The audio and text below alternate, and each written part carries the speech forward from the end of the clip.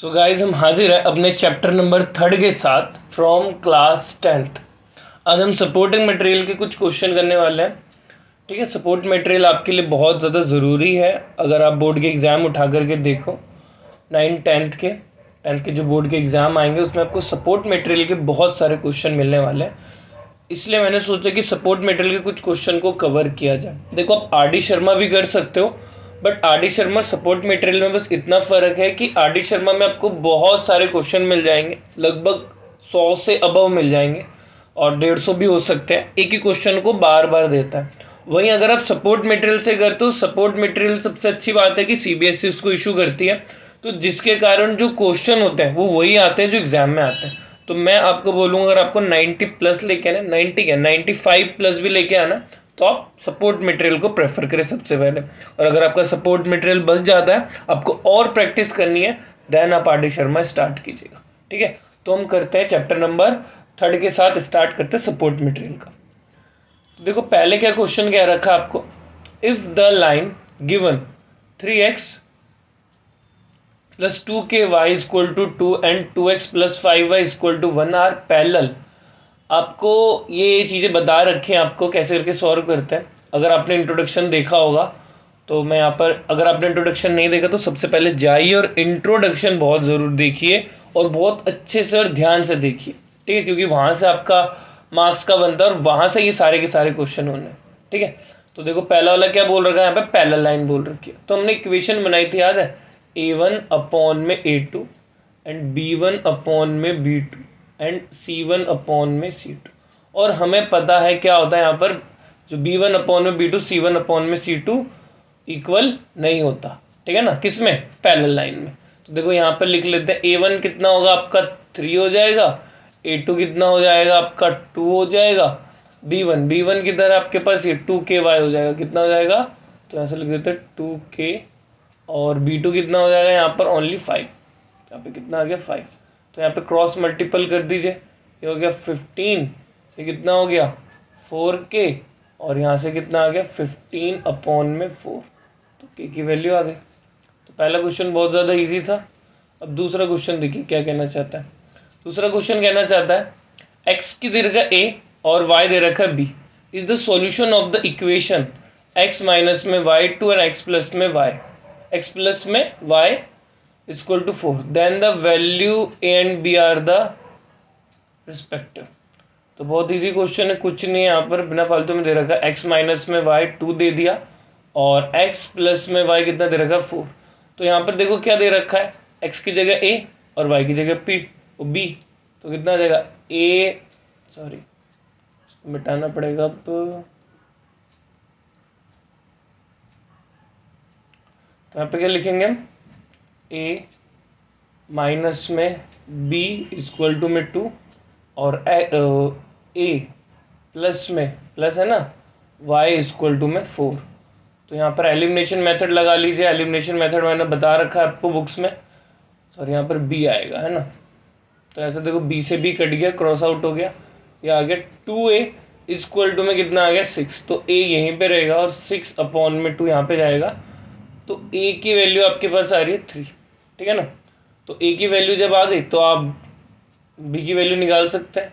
तो इसको मान लीजिए इक्वेशन फर्स्ट और इक्वेशन सेकंड, तो लिख लेते हैं पुट इन इक्वेशन फर्स्ट। तो इक्वेशन फर्स्ट क्या दे रखा है, a माइनस में b इक्वल टू में 2, तो a की वैल्यू 3 दे रखी है, तो b की वैल्यू कितनी आ जाएगी, माइनस b 2 माइनस में 3, तो इधर से आ गया -1 और यहाँ से -b, तो माइनस से माइनस कैंसल आउट हो गया और b की वैल्यू कितनी आ गई आपके पास 1, तो b की वैल्यू 1 आ गई। अब अगला क्वेश्चन देखते हैं, a pair of linear equation which has the unique solution. Unique solution मतलब क्या होता है, जहाँ पर एक सॉल्यूशन निकल के आता है। तो यहाँ पे दे रखा है x की वैल्यू 2 दे रखा है और y कितना दे रखा है -3। तो यहाँ पर कुछ इक्वेशन दे रखा है और बता रखा है कि आपको बताना है इनमें से कौन सा सही है। ठीक है,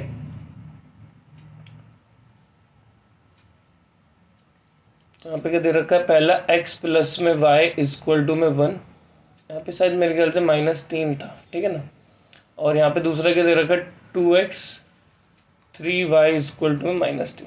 तो आप x की वैल्यू कितनी दे रखी 2 और y की वैल्यू कितनी रखी -3, तो पुट कर दो यहाँ पर 2, यहाँ पे -3 कितना आ रहा है 1, तो या तो होगा ही नहीं। क्यों? क्योंकि यहाँ पर कितना आएगा इसको सॉल्व करने पे -1 और इधर कितना दे रखा है 1, तो दूसरा इक्वेशन उठा लीजिए। ठीक है, तो स्क्रॉल डाउन कर लेते हैं इसको।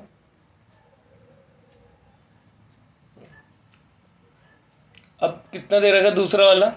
दूसरा दे रखा ऑप्शन ए तो नहीं होगा, ऑप्शन ए मतलब मान लो गलत है, ऑप्शन बी उठाते हैं। 2x 5y इक्वल टू में -11 और 2x माइनस में 3y इक्वल टू में 22। तो x की वैल्यू फिर से 2 और y की वैल्यू कितनी रखेंगे 3, तो यहाँ पे आ गया -2 5 और y की वैल्यू कितनी आ गई -3 इक्वल टू -11, तो आ गया -4 और इधर से कितना आ गया -15, तो कितना आ गया -11, तो इधर से आ रहा है -19। तो ये क्वेश्चन भी क्या होगा? सही नहीं होगा। बी ऑप्शन भी क्या कर दो क्रॉस। सी चेक कर लो एक बार, सी क्या होता है? तो सी कितना दे रखा है 2x + 5y इक्वल टू में -11 और इधर दे रखा है 4x प्लस में 10y इक्वल टू में -22। ठीक है, तो x की वैल्यू फिर से कितना पुट करेंगे 2 और 5y की जगह कितना पुट करेंगे -3 और इधर से कितना आ गया -11, तो आ गया 4 और इधर से आ गया -15। तो भाई इधर तो मैच कर रहा है आपका, पहली इक्वेशन तो मैच कर गई, देखो बराबर आ रहा है, तो ये इसके सॉल्यूशन है।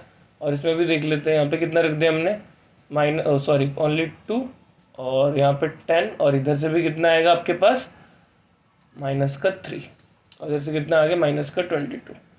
इधर आ गया आपका 2 चौक के 8 और इधर से 22 नहीं 30 आएगा ये आपके पास और ये -22, तो इधर से आ रहा है पहले से।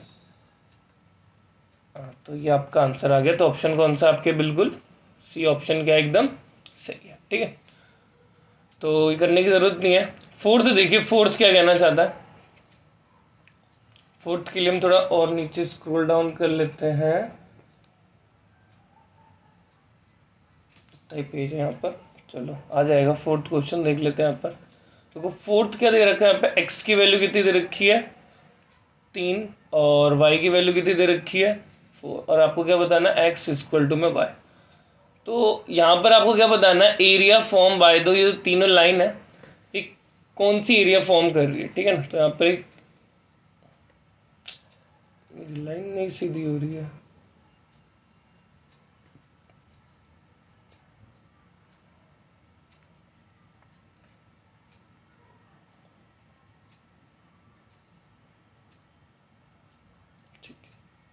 ये हो गया 1, ये हो गया 2, ये हो गया 3, ये हो गया 4, 1 ये 2 ये 3 और ये 4। ठीक है, इतना इनफ है। नंबर लाइन है आपके पास। अब देखो x की जगह कितना पुट कर देंगे 3, तो x का 3 कुछ ऐसे आएगा और y कितना 4 है तो y 4 कुछ ऐसा जाएगा। यहाँ पे जो इक्वेशन आएगी x 3 और y कितना हो गया 4।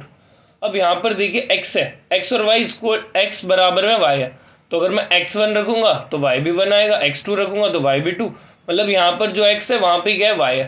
तो हमें पहला पॉइंट ये आएगा, दूसरा पॉइंट 2 2 पे, तीसरा पॉइंट कहाँ आएगा 3 3 में और चौथा पॉइंट कहाँ आएगा ये 4 4 में। तो इसकी जो लाइन बनेगी कुछ इस तरीके से बना सकते हैं हम। समझ आ गई बात आपको? अब देखिए जो एंगल फॉर्म कर रहा है, जो एंगल बन रहा है वो कहाँ बन रहा है, ये रीजन बन रही है, ये जो रीजन है ना ये बन रहा है आपका एंगल, सॉरी एंगल बोल रहा triangle, I am sorry triangle. तो आप एरिया बता दीजिए, इसका नाम दे दीजिए ये ओ, ये ए, ये बी, तो लिख लीजिए triangle O A B equal to में 1/2 बी इंटू में एच। यही तो होता है ना हमारा, ग्लिटर वाला पेन हो गया।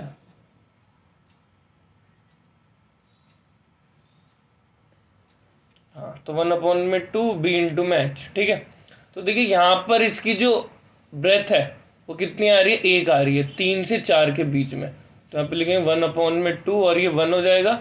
और हाइट भी ध्यान से देखिए, तो हाइट भी कितनी है 3 से 4 के बीच में जा रही है ना, क्योंकि यहाँ पर क्या है 4 और 4 है, तो ऐसे देखिए 3 और ये कितना है 4 है, तो कितना आ जाएगा यहाँ पर भी 1। ठीक है ना, तो कितना आ गया 1/2 स्क्वायर यूनिट, स्क्वायर यूनिट जरूर लिखिएगा। ठीक है, क्वेश्चन नंबर 5वां देखिए क्या कहना चाहता है, पेन बदल लेते हैं। 5वां क्या कहना चाहता है, 5वां बोलना चाहता है the area the value of के निकालना है विच ऑफ द सिस्टम। आपको इक्वेशन दे रखा है यहाँ पे 3x प्लस में 5y इक्वल टू में 0 एंड kx प्लस में, और क्या दे रखा है, kx प्लस में 10y इक्वल टू में 0 हैज नॉन जीरो सॉल्यूशन। तो नॉन जीरो सॉल्यूशन आपको याद है, नॉन जीरो सॉल्यूशन कौन से थे हमारे,